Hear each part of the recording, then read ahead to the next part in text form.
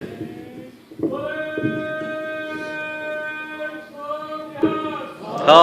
ਸ੍ਰੀ ਅਕਾਲ। बोले सो निहाल। ਸਤਿ ਸ੍ਰੀ ਅਕਾਲ। वाहिगुरु जी का खालसा, वाहिगुरु जी की फतेह। यहाँ पे सभी लोगों को मेरा नमस्कार। मैं बहुत बहुत शुक्रगुजार हूँ गुरुद्वारा कमेटी का, आप सब लोगों का, जिन्होंने आज इतना मान सम्मान दिया, इतनी प्यार मोहब्बत दी। मुझे अभी न्यूयॉर्क आना था, कल दुबई में था मैं। कल शाम को मेरे पास फ़ोन आया कि यहाँ पे एक गुरुद्वारा है और गुरुद्वारे के अंदर हमें मत्था टेकना है। मैंने कहा इससे अच्छी बात और कोई हो ही नहीं सकती। अगर हम अपनी यहाँ की यात्रा वाहिगुरु जी के दरबार में मत्था टेक के उनसे आशीर्वाद लेके शुरू करेंगे तो यात्रा सफल होनी बिल्कुल ज़रूरी है। तो इसीलिए हमारी जो टीम है उन्होंने ये सोचा था कि दुबई से आ रहे हैं तो जेट लैग होगा 12 घंटे का, तो आने के बाद मैं 5-6 घंटे रेस्ट कर लूँगा। तो मैंने कहा कि रेस्ट अब भारत में जाके करेंगे। यहाँ पे तो सबसे पहले हमें सीधे एयरपोर्ट से हम लोग यहाँ पे आए हैं और मैं यहाँ पे आके बहुत चैन और सुकून महसूस कर रहा हूँ। वाहिगुरु जी के दरबार में जितनी भी बार आप जाते हैं उतनी बार आपको आंतरिक शांति भी मिलती है, उनका आशीर्वाद भी मिलता है और सब कुछ सफल होता है। 2-3 बातें मैं कहना चाहता हूँ यहाँ पे। 49 दिन तक हम लोगों ने दिल्ली में सरकार चलाई। जिस चीज के लिए गुरु नानक जी लड़े थे, जिस चीज के लिए सभी गुरु लड़े थे, उन्होंने अपनी जान तक दांव पे लगा दी थी, जिसकी हम सारी संतानें हैं। सिख संगत ही नहीं, बाकी बहुत सारे लोग भी, हम सारे उनकी संतान हैं। वो सिखों को न्याय दिलाने के लिए नहीं लड़े थे। गुरु नानक जी जितने भी गुरु हुए हमारे, वो सारे सिखों को न्याय दिलाने के लिए नहीं लड़े थे। वो पूरी इंसानियत के लिए लड़े थे, पूरी इंसानियत को न्याय दिलाने के लिए लड़े थे। और जो उनकी वाणी है, जो उनकी टीचिंग्स हैं, उन्हीं टीचिंग्स के आधार पर चल के हम लोग पिछले कई सालों से देश के अंदर आंदोलन भी कर रहे हैं। और जो 49 दिन की हमने सरकार चलाई, मैं पूरी ईमानदारी के साथ आज यहाँ पे दरबार में खड़ा हूँ, मैं ये कह सकता हूँ कि उनकी एक एक वाणी, एक एक टीचिंग्स को ध्यान में रख के हम लोगों ने सरकार चलाने की कोशिश की। अभी मैं दुबई से आ रहा हूँ, वहाँ भी मैं गुरुद्वारे गया था। वहाँ पे दुबई में एक गुरुद्वारा है जो अभी 2012 में बन के तैयार हुआ था। वहाँ पे बहुत सारे सिख समुदाय के लोग मिले। उन्होंने एक ही बात कही, उन्होंने कहा केजरीवाल जी हमें कुछ नहीं चाहिए, एक ही चीज चाहिए, इंसाफ चाहिए। वो कहते हैं आज हम आपके साथ इसीलिए खड़े हैं क्योंकि आपने पहली बार इंसाफ की बात करी है। बिना इंसाफ के विकास नहीं हो सकता। 1984 के अंदर दिल्ली के अंदर सिखों का कत्लेआम हुआ था, सब लोगों ने देखा। आज 30 साल हो गए उस बात को।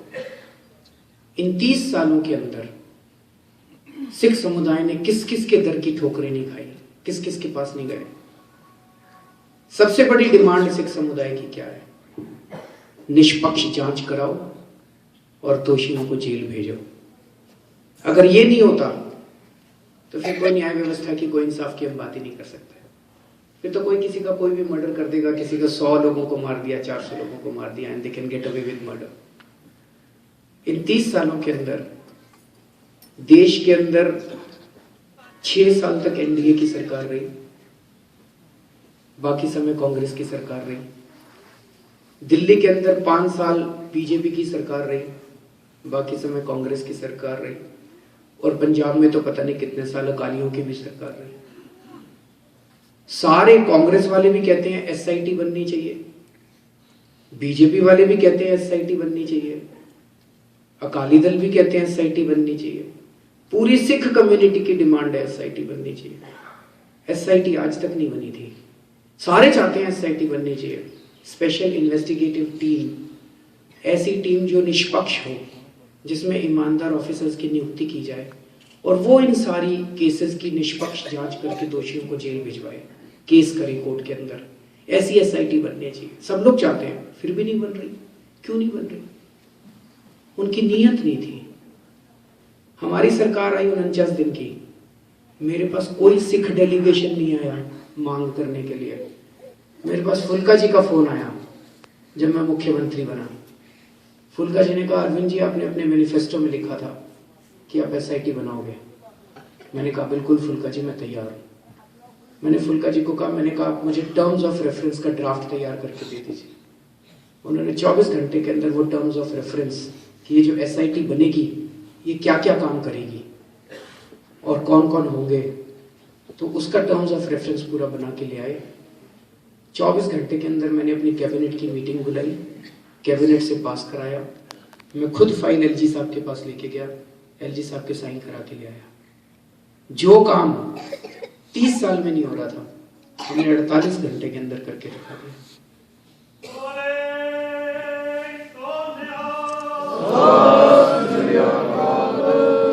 मैंने फुल्का जी को भी यही कहा, मैंने कहा ये मैं इसलिए नहीं कर रहा क्योंकि ये सिखों का मामला है,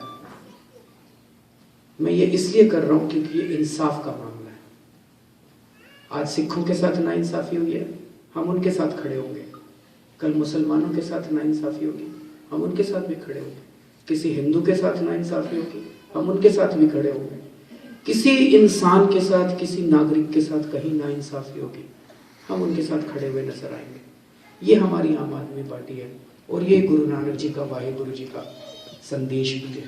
वाहेगुरु जी ये नहीं कहते कि सिख केवल सिखों को न्याय दिलवाएगा, सिख सारी इंसानियत को न्याय दिलवाएगा। दूसरी चीज, हमने एसआईटी का तो गठन कर दिया, उसमें हमें ऑफिसर्स की नियुक्ति करनी रह गई थी बस। इसके पहले वो भी फुल्का साहब ने मेरे को 4 ऑफिसर्स के नाम दिए दिल्ली पुलिस के बाहर के, क्योंकि जो सिख कत्लेआम हुआ था उसमें दिल्ली पुलिस का भी एक रोल माना जाता है कि उन्होंने भी ज्यादतियां की थी। तो अगर ये दिल्ली पुलिस के ही हवाले कर दिया जाए तो फिर नाइंसाफी फिर दोबारा हो जाएगी। तो उन्होंने 4 पुलिस ऑफिसर्स के नाम दिए थे मेरे को, उनकी मैं अपॉइंटमेंट करने ही वाला था, इसके पहले हमारी सरकार गिर गई, इस्तीफा दे दिया मैंने। उसके बाद से आज 10 महीने हो गए, 11 महीने हो गए उस बात को। इसमें 5 महीने कांग्रेस की सरकार रही और 6-7 महीने अब बीजेपी की सरकार है केंद्र में, राष्ट्रपति शासन के दौरान। मैंने पता नहीं कितनी चिट्ठियां तो एलजी साहब को लिखी। मैंने कहा जी मैं एसआईटी का गठन करके गया था, अब इसको अपॉइंटमेंट तो कर दो, कम से कम ऑफिसर्स की अपॉइंटमेंट कर दो, चालू हो जाए, ये काम करना चालू करे। ऑलरेडी 30 साल गुजर चुके हैं, उन्होंने मेरी एक बात नहीं सुनी।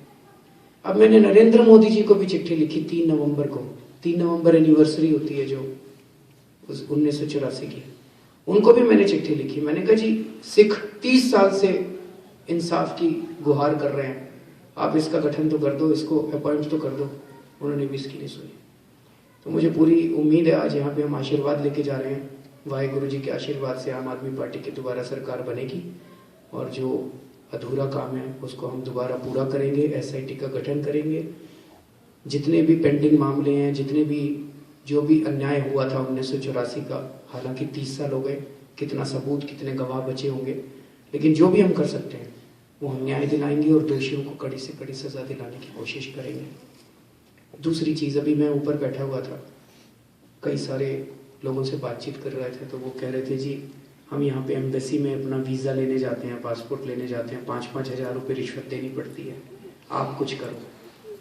मैंने उनको बताया कि 49 दिन की जब हमारी सरकार थी, 49 दिनों के अंदर दिल्ली के अंदर रिश्वतखोरी हमने बंद करके दिखा दी थी।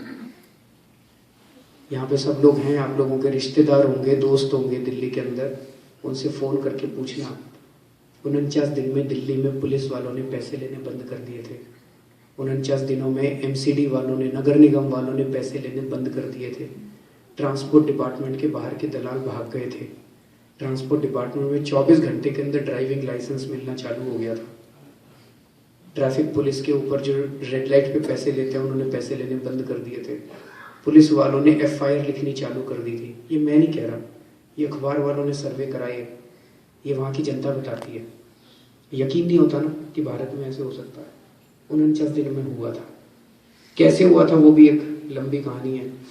वो ऐसे हुआ था, जिस दिन मैंने शपथ ली, मैंने रामलीला मैदान से अनाउंस किया था कि अब अगर दिल्ली के अंदर कोई आपसे पैसे मांगे तो मना मत करना, सेटिंग कर लेना उससे। और जब वो पैसे मांग रहा है, जेब में हाथ डालना, अपने मोबाइल फ़ोन को ऑडियो रिकॉर्डिंग पे लगा देना, उसकी आवाज़ रिकॉर्ड करके ला देना मेरे को, मैं उस अफसर को जेल भेज दूंगा। 1 हफ्ते में मैंने 5 अफसर जेल भेजे, ऊपर से नीचे तक सारे सीधे हो गए। सबको डर लगने लग गया, ये जो सामने आया है आदमी, ये पता नहीं मेरी रिकॉर्डिंग ना कर ले। ऑफिसर्स को जनता से पैसे मांगने में डर लगने लग गया, इसीलिए लोग सारे सुधर गए, ऊपर से नीचे तक सारी ब्यूरोक्रेसी सुधर गई। तो यही गुरु नानक जी का भी संदेश है कि हमें ईमानदारी के साथ काम करना है और सख्ती के साथ अपना एडमिनिस्ट्रेशन चलाना है। तो ये दूसरी चीज़ हम लोगों ने की थी कि बेईमानी खत्म हुई थी, ईमानदारी के साथ सरकार चलने लगी थी। और जो जो लोग मेरी नज़र में आते हैं, जो लोग इंसाफ के लिए लड़े, फुल्का जी है।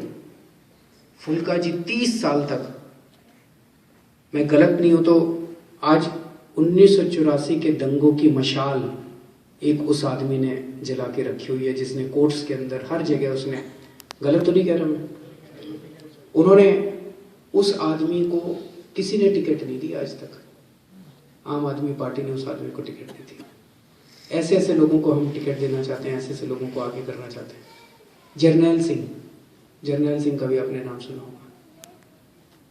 जर्नैल सिंह ने, जब वो सज्जन कुमार के फेवर में एक प्रेस कॉन्फ्रेंस में चिदम्बरम साहब ने बोला था, उसे इतना गुस्सा आया कि उन्होंने अपनी चप्पल निकाल के वहाँ पे, हालांकि करना नहीं चाहिए, गलत है, लेकिन उस आदमी के अंदर एक जज्बा है, नाइंसाफ़ी के खिलाफ, अन्याय के खिलाफ जज्बा है। उस जर्नैल सिंह को भी हम लोगों ने टिकट दी थी। तो जो जो लोग इंसाफ के लिए लड़ रहे हैं, जो जो लोग अन्याय के खिलाफ लड़ रहे हैं, उन सब लोगों को हम लोग राजनीति में लाने की कोशिश कर रहे हैं। राजनीति को साफ जब तक नहीं करेंगे तब तक सुधार नहीं होगा, और ये हम सब लोगों को मिलकर करना है। अब दिल्ली में चुनाव आने वाले हैं, मेरे पास चुनाव लड़ने के लिए पैसा नहीं है, मैं बहुत ही आम आदमी हूँ, फक्कड़ आदमी हूँ, मेरे पास कुछ नहीं है। ये बस, मैं 4-5 साल पहले तक मैं भगवान में विश्वास नहीं करता था। इंजीनियर हूँ तो इंजीनियर थोड़ा साइंटिफिक टेम्परामेंट होता है, तो पढ़ाई लिखाई के बाद भगवान पे विश्वास नहीं करता था। लेकिन पिछले 4 साल में हमारे देश के अंदर जो कुछ घटित हुआ है, मुझे अब पूरा यकीन हो गया है कि कोई ना कोई तो प्राकृतिक शक्ति है। जैसे अन्ना आंदोलन हुआ, इतना बड़ा आंदोलन हुआ, अगस्त क्रांति, सारा देश सड़कों के ऊपर उतर आया। कैसे हुआ? हमारी वजह से तो नहीं हुआ, अन्ना जी की वजह से तो नहीं हुआ, मेरी वजह से तो नहीं हुआ। कोई ना कोई तो शक्ति है, कुछ ना कुछ तो प्रकृति की प्रक्रिया है कि ये सारा, इतनी सारी जनता सड़क के ऊपर उतर के आ गई। उसके बाद हमारी पार्टी बनी, आज तक कभी नहीं हुआ, 1 साल के अंदर इस पार्टी की 28 सीट आ गई और दिल्ली के अंदर सरकार बन गई, और मेरे जैसा छोटा सा आदमी मुख्यमंत्री बन गया। कैसे हुआ? हमारी वजह से तो नहीं हुआ। कोई ना कोई तो शक्ति है, कोई ना कोई तो प्राकृतिक शक्ति है, उसे हम वाहिगुरु कह लें, उसे राम कह लें, ईश्वर कह लें, अल्लाह कह लें, जीसस क्राइस्ट कह लें, जो मर्जी कह लें, लेकिन कोई ना कोई तो शक्ति है जो इस पूरी सब कुछ संचालन कर रही है। तो मेरा तो भगवान के ऊपर बहुत सॉलिड यकीन हो गया है। हमें भगवान क्यों साथ दे रहा है?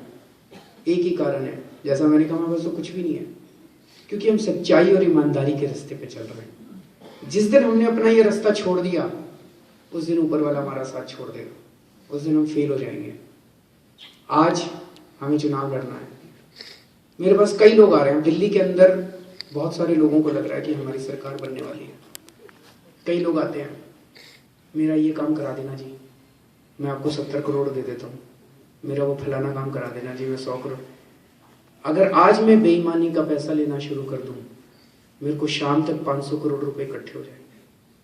लेकिन हमने तय किया, एक भी बेईमानी का पैसा नहीं लेंगे, कम पैसे में चुनाव लड़ेंगे, साफ पैसे से चुनाव लड़ेंगे, क्योंकि साफ पैसे से चुनाव लड़ेंगे तो फिर बाकी सारा काम ऊपर वाला करेगा, फिर हमें कुछ करने की ज़रूरत नहीं है। इसलिए मैं आप यहाँ पे पूरी संगत से ये अपील करना चाहता हूँ, आप लोगों ने यह पैसा जो कमाया ईमानदारी का पैसा है, आप लोग जितना दिल खोल के दान दे सकते हैं हमारी पार्टी को दीजिएगा। लेकिन हम, कानून है कि हम केवल इंडियंस से पैसा ले सकते हैं, भारत के नागरिकों से पैसा ले सकते हैं, तो जिन जिन लोगों के पास इंडियन पासपोर्ट हैं वो हमारी वेबसाइट पे जाके ऑनलाइन डोनेशन दे सकते हैं। आप ऑनलाइन डोनेशन दीजिएगा, मेरे लिए नहीं, अपने लिए, अपने बच्चों के लिए, सुनहरे भारत के लिए, केजरीवाल को मुख्यमंत्री बनाने के लिए नहीं। मुझे लगता है आज का जो माहौल है, अगर हमें इंसाफ चाहिए, आम आदमी party is the last hope. तो अपने लिए डोनेशन दीजिएगा। और जो जो लोग अमेरिका के सिटीजन्स हो गए हैं उन लोगों से रिक्वेस्ट है कि सुबह शाम वाहेगुरु जी के दरबार में हमारी सफलता के लिए, उज्जवल भारत के लिए अरदास जरूर कीजिएगा। दुआ में बहुत बड़ी ताकत होती है, जितनी पैसे में भी ताकत नहीं होती। बहुत बहुत शुक्रिया। वाहेगुरु जी का खालसा, वाहेगुरु जी की फतेह।